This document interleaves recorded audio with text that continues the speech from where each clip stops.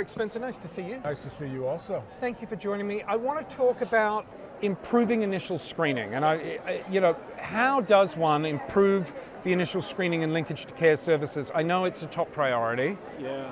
What is Gilead doing to advance these kind of efforts?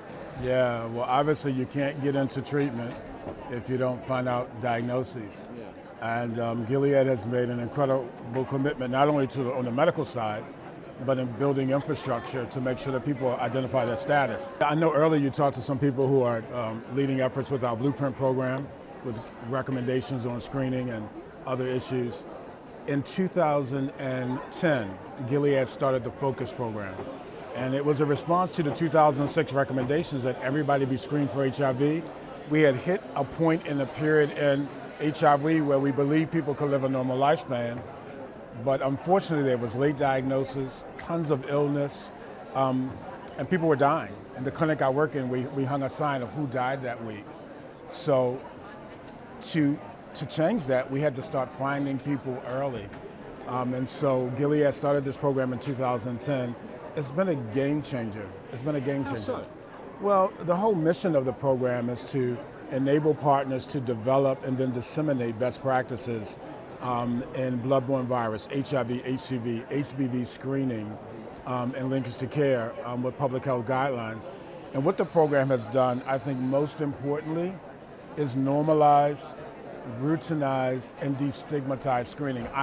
This is my 25-year anniversary of working in the field of HIV directly. Mm-hmm. And it's been surreal to walk around and hear everyone's talking about stigma. Yeah. And while we must address it, we can't wait for it to be over. It's here with us. But we can set up systems that can get above it. And Focus has set up policy-driven opt-out screening in high prevalent areas that makes it normal to be screened.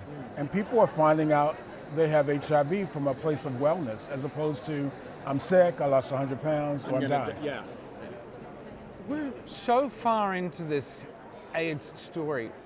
Does it shock you that the stigma is just still as potent as it was at the beginning? It still feels as potent. And I love these conferences because we're seeing a lot of advocates who are powerful, who use their voice, but we can never forget that there are portions of this country, portions of this globe, where people can lose their life related to sex, sexuality, how they identify themselves. And so we have to be really sensitive to make sure we're setting up systems that allow them to be diagnosed and allow them to go in care and to be safe. But it's sometimes disheartening, the level of stigma that we're still dealing with. You know, and I work in media, and I'm asking myself, what am I not doing enough as someone living with HIV that's constantly talking about it? Because it just blows my mind that 40-something years later, we're still across the board. What are public-private partnerships? Why are public-private partnerships important to improving screening and linkage to care, do you think, on a global level? Listen, we're not going to solve any global health crisis without partnership and collaboration. And so whether it's COVID and Ford Motor Company making ventilators, or whether it's the PEPFAR program, like we have to create a we, us. And so public-private partnership helps us to create scale, synergy, and sustainability. And it creates the we, as opposed to Gilead trying to solve this alone, or you trying to solve this alone, or someone in community. We've got to open our arms, and the solution is in creating that collaboration. I feel strongly about it. And that's why another reason why conferences like this are so important. Oh yeah, absolutely. I think we inspire each other, and I think we push each other to next. And quite frankly, we should be honest, sometimes our work can get a little exhausting. Mm-hmm. I don't say burnt out, but we can get a little crispy.